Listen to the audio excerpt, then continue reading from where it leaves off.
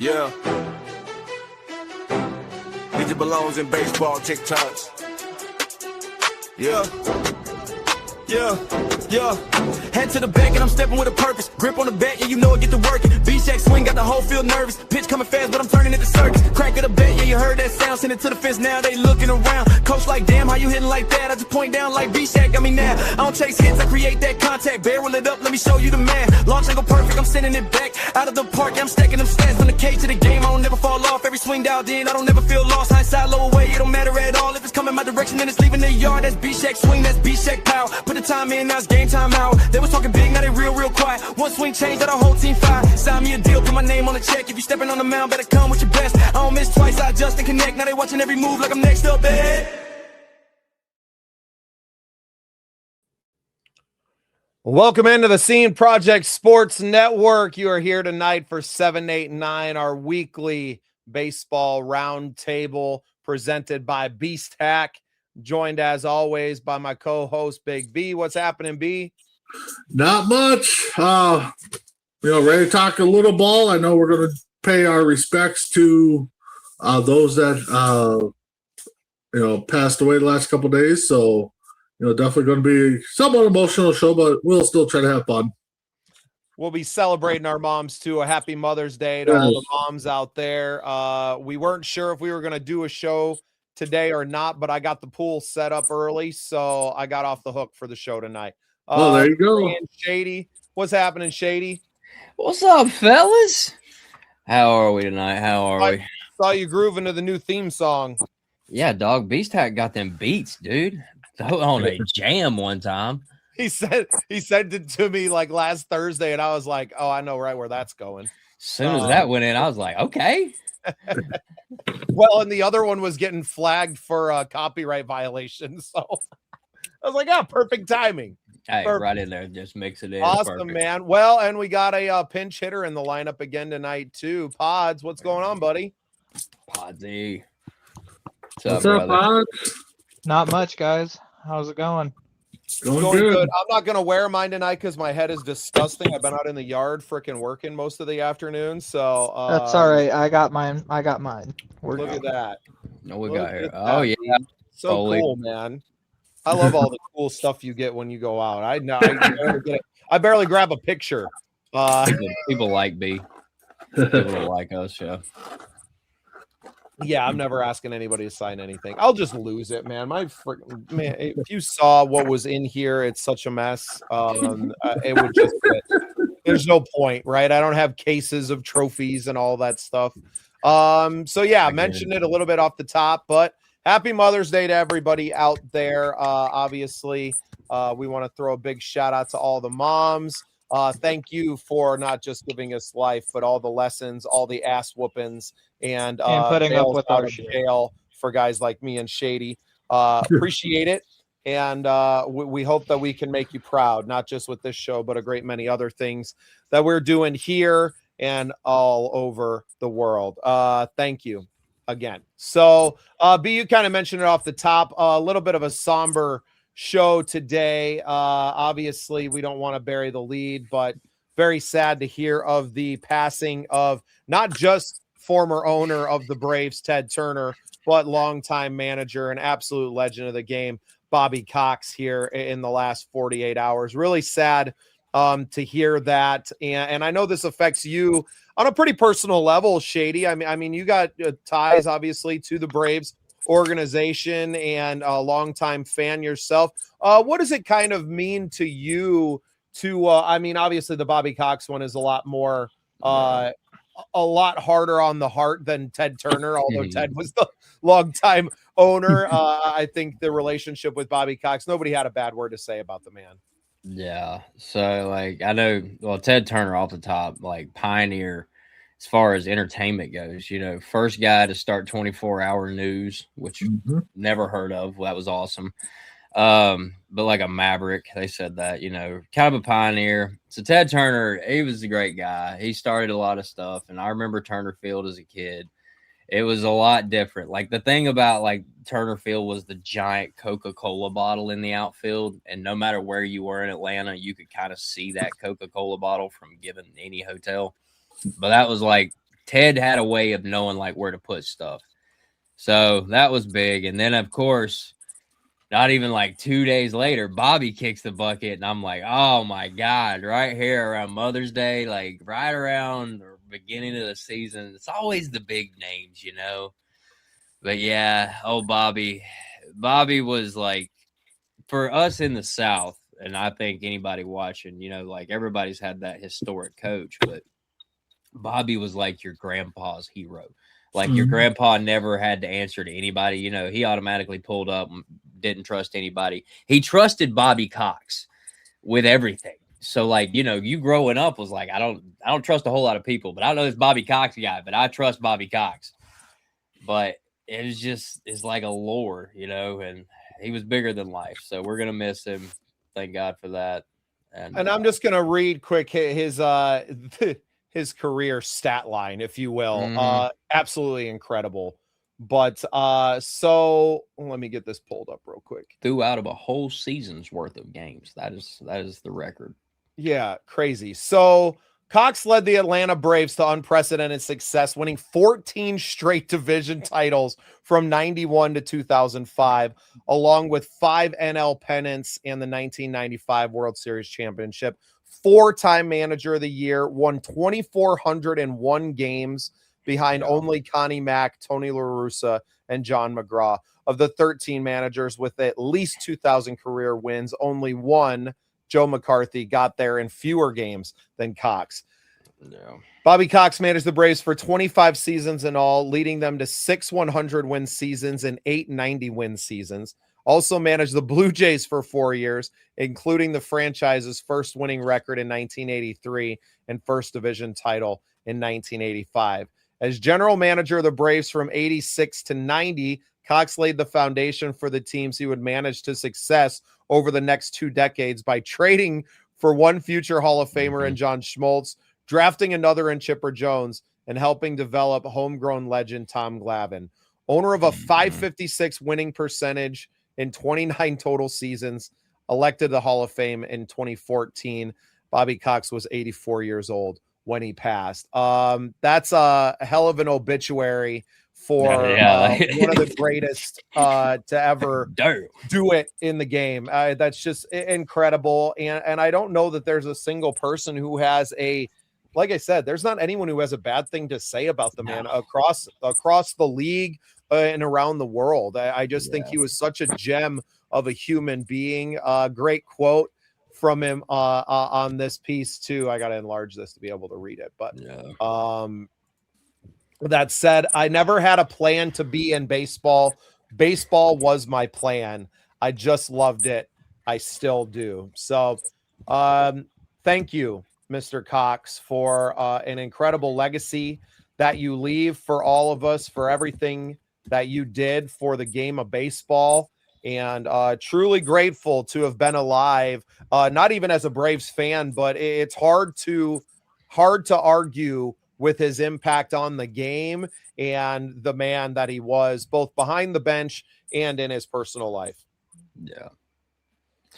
Yeah, that's a legendary career. Honestly, he's got multiple Hall of Fame manager careers over his almost 3 decades of being. Yeah, if you could get in twice, he would have.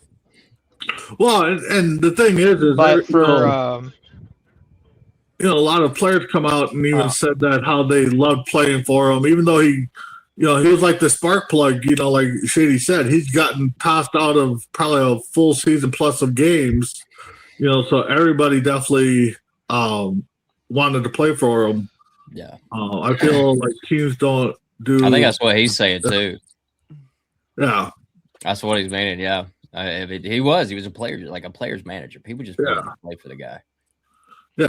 That's I didn't realize before just reading that now that he was kind of the architect of those teams that he ended up managing in those, later in that crazy run. 14 division titles in a row. That is one. Like, probably the Yankees have some crazy record that's bigger than that from the Murderers Row days, right? But it's in the modern era, because that's 90s. I would consider modern era of baseball. I think the only person who's come close to that is probably Dave Roberts right now. Oh Because yeah, I think but at no, one I point think the Dodgers won 14. the division 11 years in a row. Yeah, I think 14 is the record.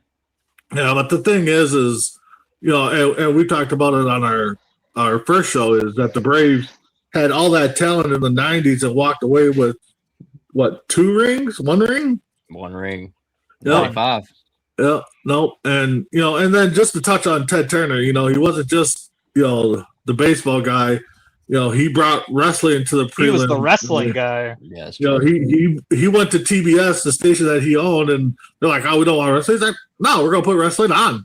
I don't care. And he put it on, and probably the mid '90s to early 2000s probably was the best programming of wrestling between WWE and WCW until they had to sell. But the guy was definitely a business guy, and he wasn't care to take chances. And 99.9% of the time they hit gold. So Yeah, I think at the end of your life, nobody's counting when you win as much as you did. Nobody's counting the losses. That's almost hard to remember. You're like, oh, he did do that, but it takes over. And obviously, Ted Turner, much more known for being a media legend and just a visionary in that space. Kind of seeing before cable and then satellite and now streaming. I feel like the man saw a lot of things coming before a lot of others did. And I think if he was in his prime right now, he would be changing it even now, right? Like he would be finding a way, and those people are very few and far between. So, but his, contribution with the Braves and being the owner during that legendary run as well, and having the vision to leave a man in charge, like for anyone to have a 25-year career as a manager now is just almost completely unheard of, right? Like to have the same guy, because everybody is so quick to cut bait with people after a bad season or two.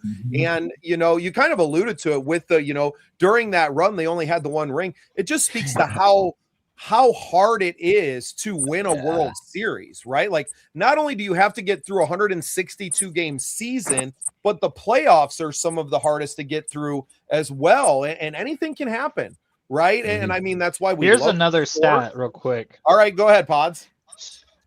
The Braves have tied, or used to have outright, but it's tied with the Dodgers right now after last year's division title. But the Braves had the most division title wins in baseball with 23. Is it that many now? Yeah. So the Dodgers, by winning last year, just tied it with 23. Yeah. But the MLB record was the Braves, and Bobby was a part of 14 straight. Well, and something that we touched on through that is that they did it with homegrown talent. They didn't just go out there and spend their way into championship after championship. They were developing players. They were finding future stars, right? I think when Schmaltz came over, that people were considering kind of washed up then, right? And he became one of the most dominant closers. I mean, I think he's on a short list there now, obviously, as that's become more of a specialized position 400 over the last, I would say 10, Wasn't 15 Maddox years. a Brave? Yeah, but he came over as a Cub, though. Yeah. He started with the Cubs at the end of his career as well. Yeah. This goes perfect with the only story I've got of Bobby Cox, because everybody played into that great. I got one story. I never got to meet him. I never got to meet the guy. But all right. So everybody just said, I sent some pictures into our group chat, and I'm like, yo, I played at the effing ESPN Sports Complex, blah, blah, blah. This place, it looked like a church. At the time, I'm only 18. I've played in some big games, but I've never played on the Braves field. This is the Braves spring training field, the main one. So I'm like, word, I got the ball. I'm starting. This is great. This is a great day. You can't take me off cloud 9 right now. I'm at Disney. This is great. So there's one picture I put in there, and there's like a green pipe going around the back, and I'm in the bullpen. Me and the other guy, our catcher and our pitching coach, went out there to the bullpen, and we were going to throw just like we did any other day.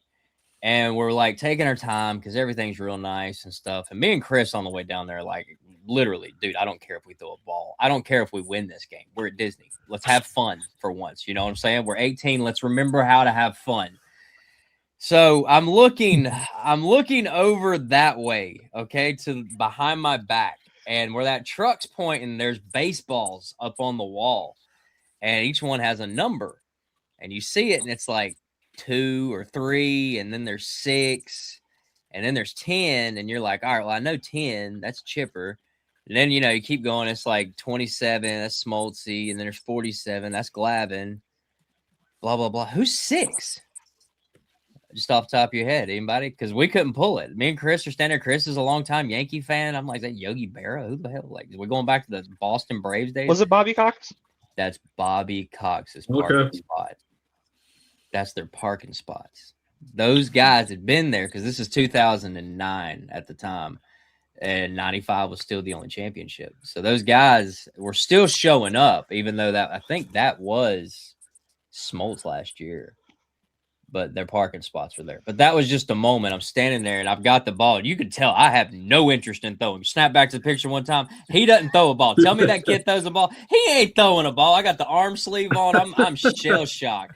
Somebody got a picture of me going, I think that's Bobby's parking spot. I'm like, I'm not throwing a pitch. Get a picture of this, dude. This is crazy. But it was just one of them moments where it's like, am I supposed to be here? Do I belong here? I deserve to be here. But yeah, that was a pretty cool moment. Just seeing that 6, you realize. I bet the butterflies in your stomach were going nuts. They weren't there. You know, they weren't there. It's like showing up to Gettysburg, you know, Pods. It's I don't know, dude. If it was me, and if nothing's gonna happen. I don't know, man. If it was me and I got to like hit off, I guess for me, it'd be like if I got the hit off of somewhere like the first or second tee at Augusta or something like that, and you just see something dedicated to Jack Nicklaus or something like that. I don't know if I could hit that tee ball in the fairway. I'd probably hit somebody's house. I didn't send the picture. Well, we're not hitting many in the fairway anyway, Pods. But I get what you mean. Yeah. Hey, man, I played yesterday, and guess what? I didn't miss a fairway. Look at you. That 5-minute lesson you got on the course last week. I broke 50 yesterday on the front 9. I shot a 48 yesterday. I only shot 13 over. Pods, name of the show 789, buddy. We're the bottom of the lineup. We're repping it strong, brother. Come on, man. Yeah, baby. I can't help it. The guy taught me. He got me out of my baseball swing. He told me, hey, drag instead of pick up, and here we are. DH for him. But there is one thing I want to say when it comes to Bobby Cox and Ted Turner. Bobby Cox, my dad was a Braves fan, and he would tell stories about just the Braves in general. Like, oh, you know, you see these new Braves now with like Austin Riley and Matt Olson and Ronald Acuna can't stay healthy Jr. Yeah. And he's like, you should have seen the old Braves back in the 90s, the gritty Braves, the Smoltzy Braves, the Glavin Braves. And I'm like, Ron Gant got pulled off at first base in Game 6 of the World Series. Yeah. Andrew Jones pulling him. Yep. And I look at baseball back then, and it just felt like baseball. Like, hey, I'm a Dodgers fan, so you know there's a lot of energy there in the stadium, and I always see a lot of energy at the Braves games. By the way, good on you, Shady. Your Braves are whooping my Dodgers ass 2 out of 3 already. Good. No sympathy. But it just doesn't feel like that same energy is there anymore. But like it used to be. Like it just used to be so electric. I remember watching the World Series or the MLB playoffs when I was a kid, and it just seemed like it was rocking like all the time. Just it felt like it felt like the crowd was vibrating through your TV screen. Yeah. So, and it doesn't have that same spirit anymore. And a little bit of this goes into Ted Turner too. Is Ted was so enthusiastic not just about the Braves, but in anything he did, whether it was the 24-hour news, whether it was wrestling, like entertainment in general. He loved anything he put his hands on, and Ted treated business more like a family than he treated it like cutthroat. Yeah. Because there were times when the Braves were down and Ted Turner would look at them and go, "You guys will be okay. I'm still funding it." And then there was times where the wrestling business was down and Ted said, "See all those executives in there? Well, Ted got We're him in out the of that red and they last- want me to get rid of this, but I'm going to stick with you. You keep doing what you're doing." Yeah. And it's just so sad to see two legends gone and like that, man. Yep. Yeah. B, anything you want to add before we move on in the No, conversation? I mean, it's just, I can't wait. I'm of course, wrestling guy. Hopefully tomorrow WWE will pay some tribute to Ted Turner. But yeah, it's They paid a little bit of tribute on SmackDown. Yeah. So it is, a sad day in baseball, because I remember coming home during the 90s and stuff, and if the Twins weren't on, the Cubs weren't on, you turn TBS, there was the Braves. So, Braves are kind of like a second team to me, growing up and just watching Smoltz and Glavine and Maddox and Pena and David Justice, Fred McGriff. I mean, all those guys. So, Justice shout was out. such a It's great so hitter. wild as like I wasn't invested in the Atlanta Braves, but I knew every single one of those players you just mentioned, right? Yeah. Like they were household names. And Otis a lot of that is Nixon, credit to a Deion Sanders. stations carrying the games all the time, right? Yep. That was Oh, yeah. massive. And that exposure for that. And now, you kind of have all the teams are creating their own their own platforms. The Cubs have Marquee and a great many others now following suit. But once again, Ted Turner, the visionary that he was like, no, I have a platform. Here's mine. I'm going to put all the shit that I like on it. And, he did. Executives that I've hired in this space, And damned, I'm putting it on. And, one thing too is, everybody puts out those lists. Who do you take, what pitching staff would you have? Who would be on your pitch? Yeah. I'll tell you right now, my top three, Maddox, Smoltz, Glavine. I mean, and then after that, probably Nolan Ryan and Randy Johnson or Clemens. But my three are definitely the three Braves. I mean, they carried that. I mean, you couldn't go in and not expect to sweep them against like championship bullpens, right? Starting staff bullpen to go, who are you going to take and to not look at those teams of the late 90s and be like, I'm putting them up against anyone. Well, and then even when Smoltz moved into the closing role, he was still dominant. I mean, so. Yeah. 300. I think if I had to go do that, I would have to say that I'm a little recency because I only just got into baseball when I in the 2005, 2010 when I could really start understanding it. The Dodgers started getting good. I get it. My top pitching staff, believe it or not, I've only got the recent World Series with the Dodgers. They're only my fifth best pitching staff. I think the best pitching staff that I saw, and even though it went to a Game 7, I wholeheartedly believe that those 2016 Cubs was probably the best pitching staff I've ever seen. They were just that good in the playoffs in the World Series. They were good. They were good. And that's another thing, too, is, people step up in those big game moments. And, so. I don't know if I could take any staff over the 2016 Cubs, especially with how dominant Lester was. That was just crazy. John Gamer and Smoltz. Arrieta was the Cy Young winner that year.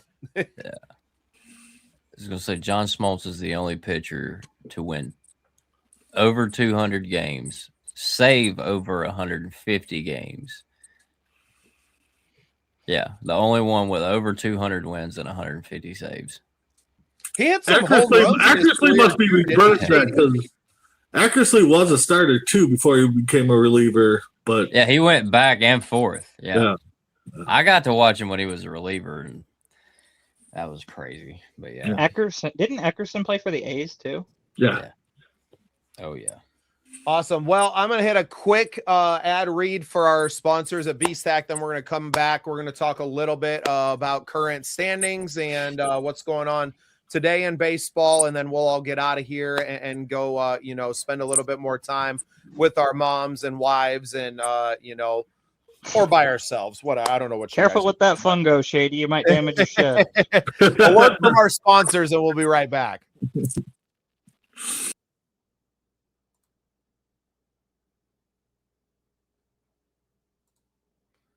All right, before we get into this week's chaos, quick one for the hitters out there. Every single one of us growing up heard a coach yell, "Go with the pitch." But let's be honest, the only ever meant outside pitches. What most players and even some coaches don't realize, and you should be going with the pitch on every single swing. That's where Beast Hack changes the game. It's not just another hitting tool. It actually teaches you how to hit. When you make contact, the ball spins. And that spin tells you exactly what your hands did in your swing. Middle pitch, you want that clean 6 to 12 rotation, straight back up the middle. Inside pitch, you're out front pulling it. Outside pitch, let it travel and drive it the other way. No guessing. No coach needed standing over your shoulder. It's basically self-coaching hitting. And honestly, that's a game changer.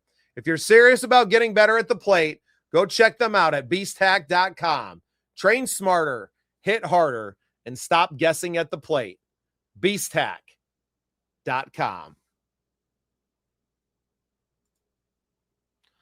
And a huge shout out to our sponsors at Beast Hack. Absolutely thrilled to have them as part of 789 and the Scene Project Sports Network. I got mine in the mail this week. I haven't had a chance because my wife graduated college yesterday, and then today was obviously Mother's Day, and I spent most of it setting up the pool. But I will be setting it up tomorrow, and look forward to filming some videos and putting them out there on the Scene Project Sports Network pages so you guys can check this thing out. If you have a young hitter at home and they're looking to be better out on the field and they have dreams of, like Bobby Cox making baseball their plan, then you got to have one of these at home. We're working with a lot of park and rec facilities and, baseball associations around the country, getting these things in everywhere and making the best of these young hitters. So huge shout out to Beast Hack. Can't thank them enough for continuing to support us. And we will see a lot more from them in the coming months over the course of the season. What you got for me, Grady? I got an idea, Beast Hack. I got an idea. I see the product. I see the vision. Can we make an adaptable part to put it in the trailer hitch so my kid can get already there, Shady? Already there. On the 350. Give me some reps. And actually, you know what? Since I got it already pulled up, I have their put it on a trailer hitch.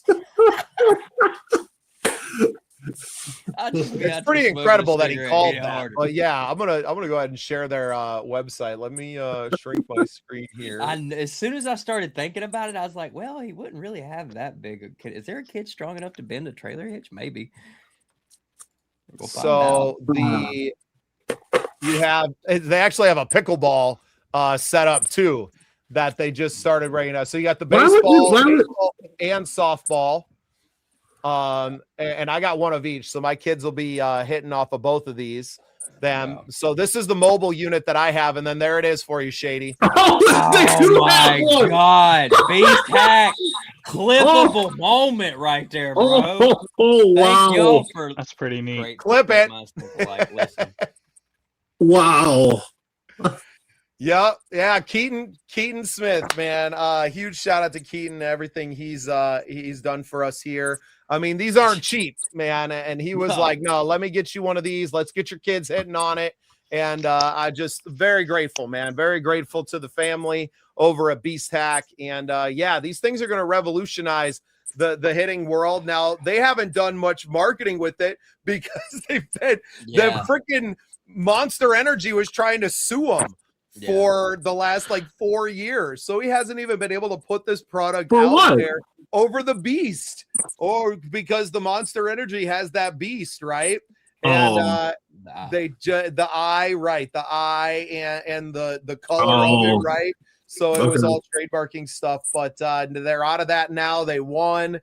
So yeah, we're really kind of the first crew that gets to go out there and talk about this awesome product. I'm going to be taking it to a lot of these baseball fields that we get to walk onto this year. I'll actually be going out next Monday up to the Sioux Falls Canaries Stadium, the Bird Cage in Sioux Falls, and get to go hang out. And yeah, I'm going to bring it with me, get some kids hitting on it, see if we can't do a little 7th inning stretch activation there. But yeah, Shady, you got it, man. Like you and Keaton would get along well. He's down in Georgia, so he's not too far from you. I've got to get one of those to Austin Schultz. You know, the kid on Instagram who does all the crazy coaching videos, like, you gotta be shitting me. That's right. That's our guy right there. Shout out to Keaton. That's his other YouTube channel, Team Eddie Bubba. So I think he was. You talking about the kid that like imitates like wrestlers? Is that who you're talking about? Sometimes he imitates everybody, but he's a fool. Austin Schultz out of Nebraska. Okay. He plays cosmic ball. Okay. He was at that home run. Oh, that's not what I'm thinking of then. We got to get Austin one of those, because if I could get Austin one and he put it good to see I'll take mine now. Again. If he's in Nebraska, man, he's close enough to me. So Yeah. I'm going to connect with him on Instagram. We're going to talk to him. We're going to get him hitting off of this. What's nice about having the mobile unit, and I got the mat and everything. Like Keaton hooked it up, man. I got the whole thing. That I can take this everywhere with me. Right. And I think that was the point is to get this thing out there, get kids hitting off it everywhere we can, and really putting this thing out there into the world. So really grateful to have that, and to be a part of the B-Stack family means the world to us here at 789. Touche. I love that you called it, though. That was beautiful. I had no idea, Eddie. So yeah, that's brilliant, by the way, because you know where my head was going. Kid can't bend that trailer hitch. Throw it in there. Get your couple rips off that, so I don't have to watch you strike out with that $300 bat. God Almighty, she does not stop talking. Well, we're gonna get a quick hit at the standings here, and look at those Tampa Bay Devil Rays. Get out of town. They do it every year. Go Ray. I know, right? It's only May. Where's Frank the Tank when you need him? We're going streaking. Hey, now, don't forget your skunk Speedo. Mm-hmm. Oh, it's coming. God, could you imagine Shady in a Speedo? My goodness. Can't get that image out of my head now. You get enough margaritas in him, probably. Scarred for life. Look at those Royals, baby. There's a reason. There's a reason Shady don't drink anymore. And thighs be that color right there, boys. Right there. Guys, what universe are we living in where the Chicago White Sox and Kansas City Royals are tied for second in the AL Central? And look at how like yeah. But the thing is the leader's 500. And they just lost to the Twins today. So, but the thing is if you watch the Twins, dogfight is the NL Central, just kind of on the other side. Buxton's red hot, and if he stays healthy, the Twins are bottom feeders. I can see the Twins moving Buxton to, maybe over there in Atlanta. The Royals have been red hot right now too. Witt's been on a tear. He just hit a little league home run last night. What's up with Zibby? Cubs just lost 2 in a row to the Rangers, shut out in both of them after their second 10-game winning streak. Yeah, the first team to do that or something, in like 100 years or 80 at least. I think it might have been a 40. Hey, Bubba, can I ask you a question? What's up? What's going on with PCA, man? He's a great fielder, but he's got to be consistent. Yeah, well, you need him on base to produce runs. Young guy. I think he had a good little stretch there, and then he starts swinging too much. I think the good start to his season this year, being more patient, but you're also talking about it was his first full season last year in the league. You have a guy that's just a swinger, right? He likes to get up there. He's not going to get cheated on his cuts. But that's why he was really susceptible to curveball. It was hard watching him bat last year, the back end of the year, where I was like, we're just going to throw him junk. And it's just, and I don't know if it's a visual thing of just like not spotting the ball coming out of these pitchers' hands. And I don't know what it is, but you're talking about a guy that didn't spend a lot of time in the minor leagues either, right? Like it's not like he spent several years, coming up through the ranks. It was drafted and you're pretty much, a year in AAA and you're in the league, right? So I like his story though, that his mom was the actress in the Rookie of the Year with the young pitcher for the Cubs. Oh, really? Yeah, that's his mom. But just some breaking news here. I know we're a baseball show. Yeah. Victor Wembanyama just got ejected from the playoff game against the Wolves. Night. Who does he play for? The Spurs. Oh, damn. Wembanyama got ejected, is what he said. Yeah, Wembanyama. What Victor? Yeah. I don't follow basketball. How did he get ejected? He threw an elbow, a flagrant foul. I guess Jade McDaniels or Julie? Oh, really? Not okay. Yeah, Nas makes sense too. Now there's your baseball question. If everything correlated, how hard could Victor Wembanyama sling a baseball from 60 feet 6 inches? Oh my God! Victor, Probably like 110. come to the dark side, my brother. Speaking of hundreds, what did I see? The kid from the Brewers, what's his name? Mizransky or something? Jacob Mizransky. Hit 104.6. He just out there throwing it, yeah. He recorded over the 103. Yeah, the first pitch. They was said that the 102. first 5 pitches that he threw were the fastest pitches recorded by a starting pitcher ever. And that's I don't know about everybody in the MLB. I can't speak for everybody. Just I don't. Me personally, I get up there and the first pitch is 102, bro. Go ahead. I'm waiting until the next AB. Just only go down from Randy here. Johnson, he's throwing it at your head like he did against Do you Croc. even bother swinging? Do you just sit up there and hope he walks me? Yeah. I think at that point you put it- do, because it's like, all right, he can throw gas, but can he locate it? Yeah. You just sit there, just wait for the pitch. Well, 'cause there's no amount of cuts on your beast hack off the trailer hitch that you can take that's gonna help you time up 103, right? Like you not gotta gonna see see it. You just got to be Gotta waiting see it. for it. I mean, Gotta- you got to think that he's going to come with the fastball, and you just have to swing. I mean, Yeah, that's a lot of the at bats. Is like you see these guys, especially like fastball hitters. Juan Soto, for instance, he hits everything, but Soto, he goes up there and he's like, all right, this is the tendency this pitcher has, and I'm going to swing at this pitch, and I'm either going to hit it or I'm not. Yep. And if he can't get his pitch, then he's going to try to work a walk. So Look there's at the Padres. a quick look through the standings there. Not a lot of surprises. These two teams are going to be battling it out. I think there's going to be a lot of back and forth during the season, barring any major injuries to either team. This NL Central is going to be a dogfight. The Reds just got into a buzzsaw with the Cubs. They lost 4 in a row against them last week. I think they recover playing the rest of the division and outside of the division a little bit. And the Cubs will bounce back. I mean, they've been shut out 2 games in a row now, but you're going to have already 9 back to the Marlins. Jeez. I wouldn't worry about it. Cubs or I would say either Braves or Cubs power ranking number 1. Well, and what's going to hurt them, man, is Matthew Boyd freak accident What's at up home with the his Mets this year, kids though? and Who cares? hurt his knee. Ended up having to have surgery, so he's going to be out. And he's been a workhorse as far as innings go. But Ben Brown threw really well. For Anybody the else Cubs. having a hard Oh, time he's a hearing dog. Bubba? I got to meet him. I shook his hand. So he was I can walking hear. out of the game that I went to last year. He walks out and out through the right field section, right? And you catch a lot of the players. So I saw these people all kind of lined up and I was like, well, what are they doing? Like, oh, a lot of the players will come down here and they'll walk down or whatever. And some of them live in the neighborhood. So they're just walking by and got to see Ben, and he was the starter that night, and got to, great game and nice to meet you. But I mean, you forget how young some of these kids are, right? Even if they're 21, 22 years old, man, I just turned 40 this week, right? It's different. Keaton, that's Keaton. Still pretty stoked about sending Monster home, packing. And Nice. what a gratifying moment for them. He also sent me a text that said closer for Shady with a bat flip. So I will. Shoot. Crash. Oh, here comes the fungo.